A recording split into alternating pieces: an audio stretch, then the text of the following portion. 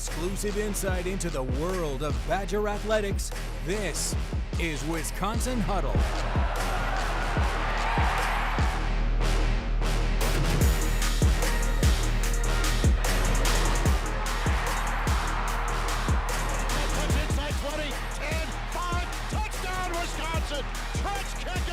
Here's Andrew Banstra.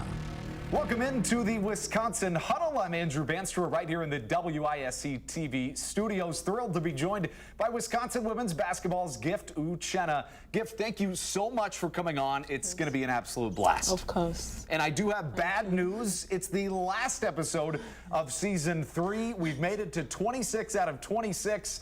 But I have a good feeling tonight's is going to be extra special. Gift is an awesome guest, and we're going to have a blast getting to know her. So, Gift, your journey to Wisconsin, let's start there. It didn't maybe follow the same path as some of your teammates going through the AAU system. It started in Nigeria, if I have that right. I watched the Cleveland and Warriors basketball. I think it was in 2016. Sure. Great series. Yes. I fell in love with the sport because I saw how Steph Curry was playing. I was like, okay, I feel like I can play this sport, you know. But then I was already thinking of being a model because I was tall and so slim. Sure. So people were like, oh, you got to do something with your height. I was thinking, oh, maybe I could do sports or modeling. But then when I found the sport, I was like, oh, I'll go for sport. You maybe were 14 or 15 years old when you go to Japan. It's crazy. What was that like, and how much of a culture shock was that? It's crazy because I almost wanted to give up. Yeah, I bet, yeah. And the most crazy part is that Japan is a non-speaking English country, right. So it was so hard to live there. I had to adapt to new culture, new diversity. I had to learn Japanese out of my will. Right. It wasn't by choice, it was by force. Sure. Because I had to live in Japan. So it was so hard for me, and especially that I was so young. Leaving home was so difficult. There were so many times that I wanted to go back home, but I said, oh, I chose this path. I have to do everything that comes with it. And how much maybe did your game develop when you were in Japan? Yeah, I didn't play basketball for a long time before I went to Japan, so I struggled a bit. I struggled because I didn't want to play big man. I didn't want to play the center. But I had to adapt to the system because I was taller than my teammates. I had to play the center for them. So that alone was so difficult for me to adapt. And the basketball style in Japan was so difficult. So I had to adapt to basketball as well as living the life there. So then you moved back to Nigeria, and then you moved to Taiwan. Yes. Did you maybe feel, I mean, they speak English in Taiwan, so that helps, but did you feel, if I have that right, yes, did you feel, you know, more equipped when you went to Taiwan? It's like, okay, I've had an experience like this before. Yes. Well, Taiwan and Japan are, you know, they're Asian countries, so their cultures are a little bit similar. So I wasn't like so shocked or try to adapt to new system because Japanese people could speak English, so they can speak English, I mean. So they didn't force me to learn Chinese because, you know, there are so many people that can speak English on my team, so they were translating to me. Translating for me, and it wasn't hard for me to live in Taiwan. Actually, Taiwan is like the best place that I've ever lived. And then you move all the way to Illinois, right? Southern Illinois University is your next stop. What was that experience like? Now you're at the Division I level, maybe closer to your dreams than you had been before. What was that like?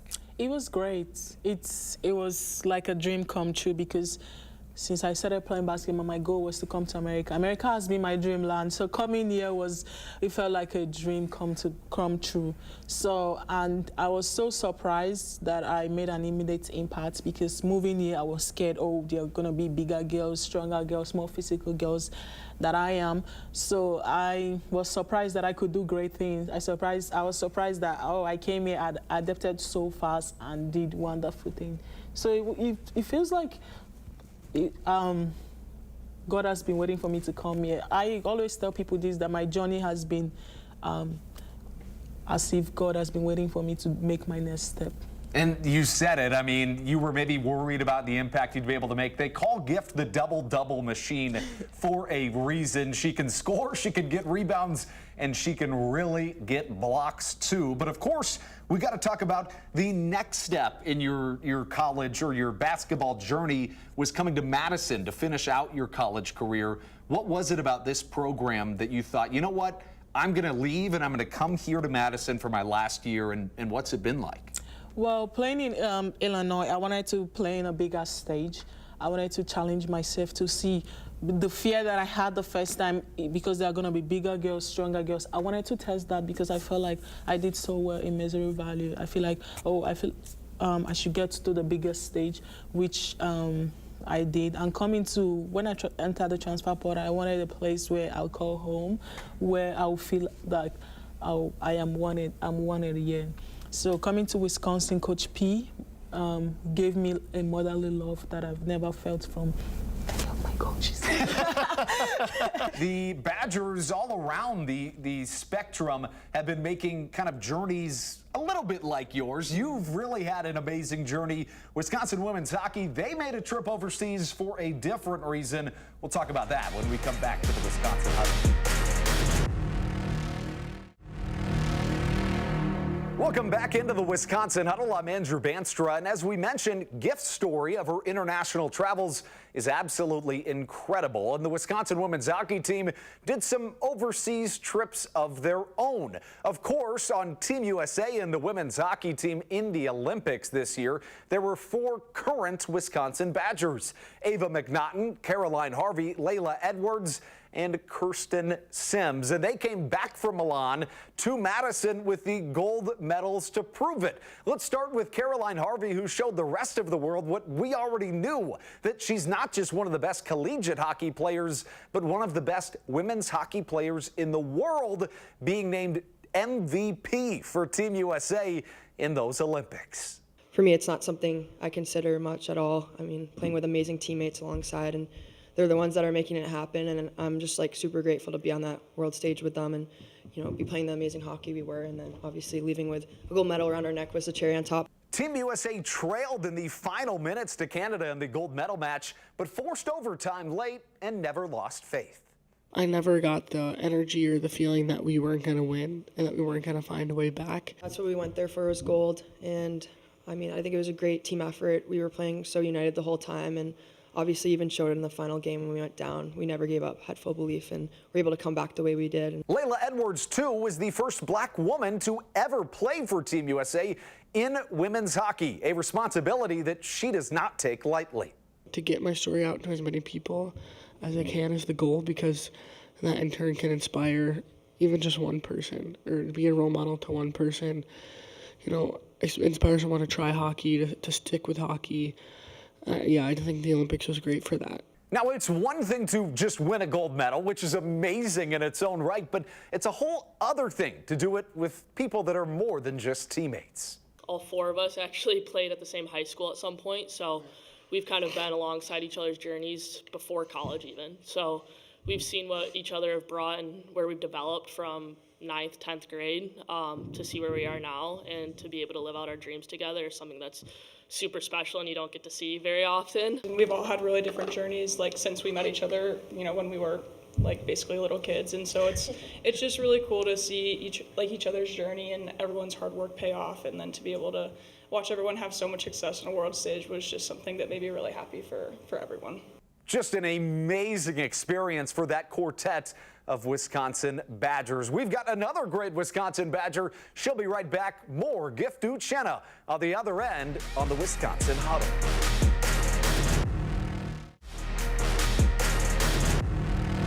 Welcome back into the Wisconsin Huddle. I'm Andrew Banstra with Wisconsin women's basketball's Gift Uchenna. And Gift, we were kind of just talking about it in between segments. A lot of people say, this coach is great, and they just kind of say it because that's what you say about a coach. Yeah. With Coach P, it seems a whole lot different. What is it that makes her so special? Her program isn't just about basketball to me. Her program has changed my life. I'm not going to stop telling people this, but coming here has been one of the best things that has happened to my basketball career. she's helped me develop as a person on and off the court. The culture that she's building in Wisconsin, I've never seen that. The friends that I'm making right now through the culture that she's making are friends that I'm gonna make for life. Because when I enter the transfer portal, I wanted a place where my teammates will be my friend, not just teammates. And she made that locker room not just about basketball, but about the relationship that we'll build in the nearest future. So that alone is just more than, I don't know how to say, but I love Coach P and I love the program that she's building. I love the culture that she has imparted in this team. And that is so, so amazing. It really is incredibly special, and it showed on the court. Wisconsin women's basketball did a lot of things this season that they had not done in a really long time, such as beat 2 ranked opponents for the first time in a season since 2009, 2010, that season, in addition to getting off to an amazing start. So we talk about those things that happen off the court. Does that directly translate to success on the court, those extra things that she does? And what are those things? Absolutely. You know, just making friends out of your team to your teammates and knowing them outside of basketball alone helps the trust on the court. You know what I mean? Like having a friend on the team, knowing them on a deeper level helps you trust them on the team. So that culture alone is so, so great. Have you guys maybe done some things off the court, like go out and do fun things at places, and what kind of things might those be? We always go out, we always meet. Sometimes my teammates come to my apartment, I cook for them some Nigerian food. What kind of food? What are the best dishes? Rice and stew, tomato rice and stew, sometimes soup. You know, that connection, I've never had my teammates come to my house to eat my food, so I don't think I'll forget that. And that's a direct result of what Coach Pinchton's doing. Yes. So I've got to ask, and you're giving a lot of the credit to Coach P, which is deservingly so, but from what I've gathered over the course of this season, is a lot of that has to do with the kind of person you are too. Tell me what Gifty vibes are. It's about my great energy, like how positive I am.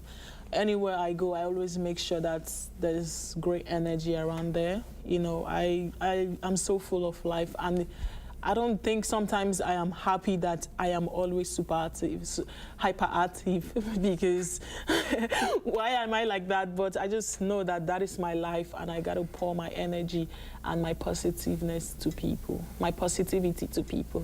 So when you look back on this year that you've had at Wisconsin, what will you remember, and what will it mean to you?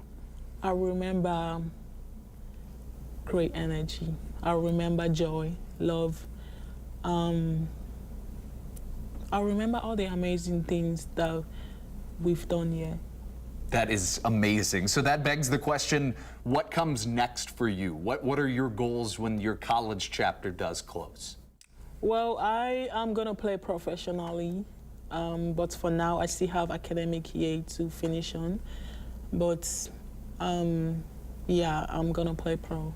That is amazing, and we'll follow that all the way. We've talked a lot about a lot of serious things, which on the Wisconsin Huddle isn't always our style. So we're going to have a little bit of fun when we come back. We'll see you in just a second on the Wisconsin Huddle.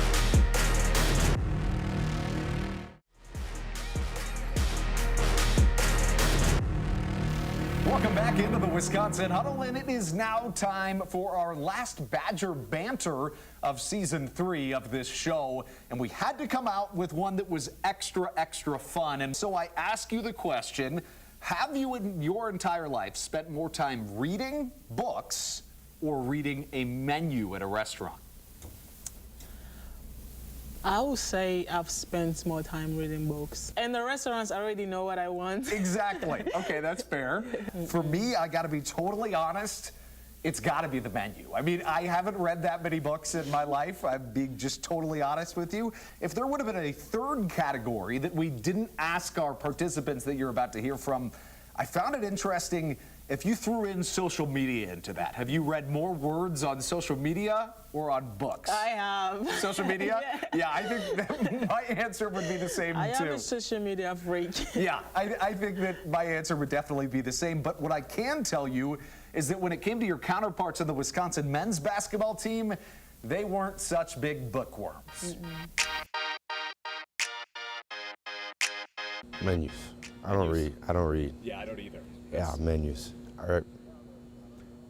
Yeah, I would have to assume. I don't know if I've actually ever finished a book. Trying to think. The book, yeah, menu. I think.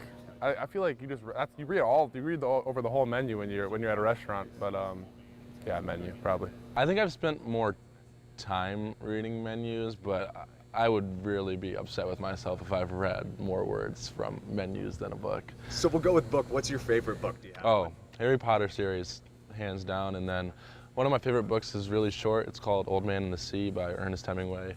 Simple, a lot of good lessons in there, and my dad told me to read it, so.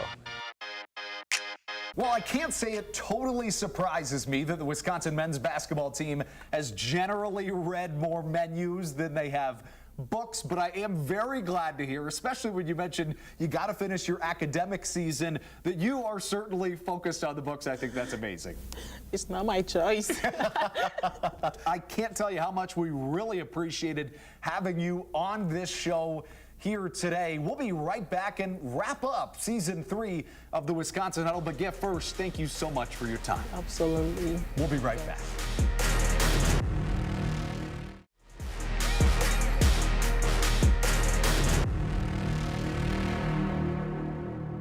Welcome back into the Wisconsin Huddle, and bittersweetly, that's the last time that we'll be saying that in season 3 of the Wisconsin Huddle, which has been an absolute pleasure to bring to you each and every one of these last 26 weeks. It's crazy to think how fast 6 months can go by, but because of that, let's take a quick look back at just what's gone on this season, starting with Joe Thomas. It's where I went to school, where I played college football, where I learned to be an offensive lineman, where I came into manhood, where I met my wife. Like, the personality that I have today is because I went to school here, and because of the great people that I met and the great coaches that I had allowed me to have my NFL career, which set up everything I'm doing now. So. And of course, the Wisconsin volleyball star, Mimi Collier. We are just such a close-knit team, and we just want to support each other in everything we do, like being on Wisconsin Huddle. Especially with our youngins, we want to make sure we bring them in and just make them feel welcome and loved. And like I said, these are some of my best friends, and I love spending every single day with them. And that Olympian that we mentioned earlier, Kirsten Sims, who joined us before she went to Milan. With Wisconsin, obviously that national championship was the most special thing that's happened to me, and I think about it all the time, and it's my motivation this year with the group to get another one and all those things. But then as a personal dream and goal, I mean, that's something I've been dreaming of since I was a kid, since I was literally put on skates, was to do the things that are coming this way and stuff and be able to go to the Olympics. And to the basketball floor, where Gift's counterpart, Braden Carrington, who you also heard from earlier in this show, was a guest on the show.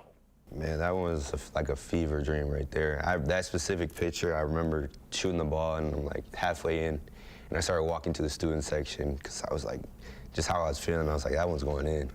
I screamed at the student section. I saw all my guys behind me jumping, and I was just like, this is like unreal. This is kind of some of those moments that you dream of as a kid.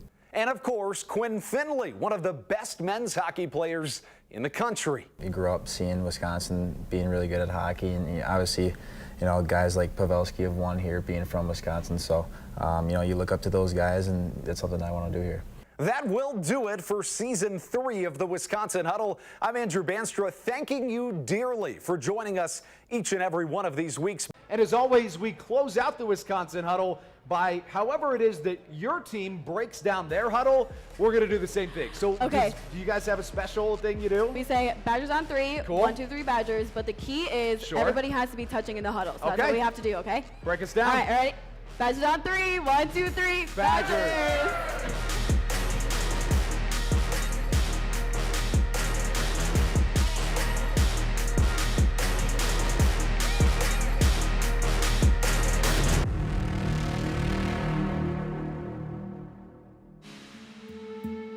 I'm a first man.